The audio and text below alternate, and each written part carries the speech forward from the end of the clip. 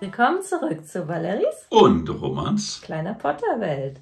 Heute mit dem Lego-Set 76402 Hogwarts Dumbledores Büro, das wir kürzlich erworben haben, was relativ günstig uns angelacht hat. Ja, kommen wir zu den positiven Aspekten dieses Sets. Da ist in erster Linie diese 6 Minifiguren hervorzuheben. Hier in der Mitte haben wir die gestrenge Bibliothekarin Madame Pince. Die gibt es erstmals bei Lego. Und sie hat ein wirklich schönes Outfit spendiert bekommen, wie ich finde. Und auch dieser Federhut ist total neu. Links davon sehen wir einen sehr weiß ergrauten Professor Dumbledore, ebenfalls in einem neuen Outfit. Und Harry hat seinen unsichtbaren Umhang, der mir auch irgendwie schöner vorkommt als beim letzten Mal. Also dieses Innenfutter ist doch sehr, sehr schön. Sehr elegant. Da haben sie sich wirklich Mühe gegeben bei Lego. Dann Hermine haben wir so schon bestimmt 6 oder 7 Mal gesehen. Das ist nichts Neues. Und auch unser lieber Professor Snape ist wieder mal mit seiner lila Weste, wo ich mich wirklich frage, hat der gute Mann was anderes anzuziehen? Wahrscheinlich nicht.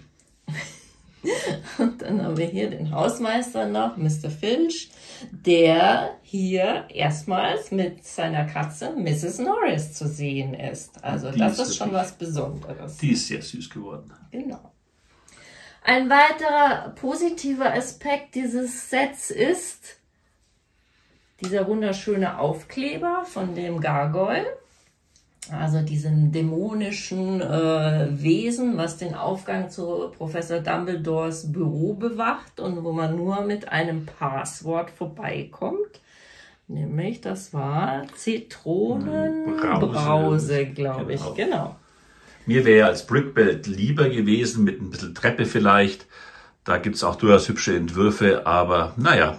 Schauen wir mal, was wir draus bauen. Ich habe es ja extra nicht aufgeklebt. Der hätte eigentlich hier drauf gesollt, weil wir da natürlich auch eine andere Lösung vorhaben. Schauen wir mal, was wir da umsetzen. Dann schauen wir mal das Haus an.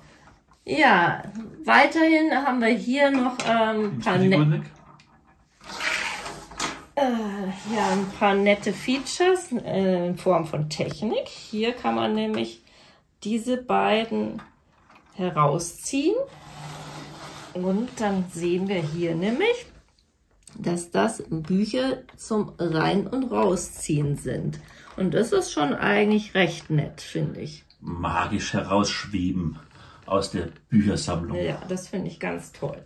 Dann haben wir hier noch diese schräg gestellten Pulte von diesen Arbeitstischen der Schüler. Auch das ist ganz nett. Aber dann kommen wir zu den großen. Irgendwie, da ist nicht viel drin.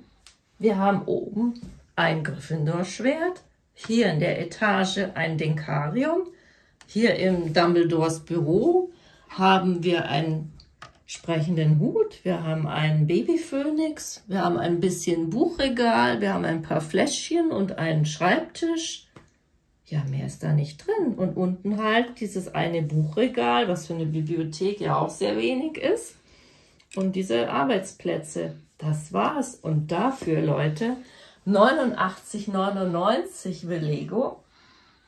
Das finde ich einfach jenseits von Gut und Böse. Vor allen Dingen, wenn wir es in Relation zu dem Krankenflügel setzen, der irgendwie 49,99 gekostet hat, der zwar ein Element weniger aufweist, aber Leute, das kann doch nicht 40 € wert sein.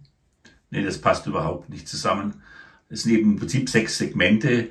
Früher ein Segment 10 € und jetzt sind wir bei 15 € gelandet. Das passt nicht zusammen. Das heißt, die Händler müssen den Nachlass geben, den eigentlich Lego geben sollte.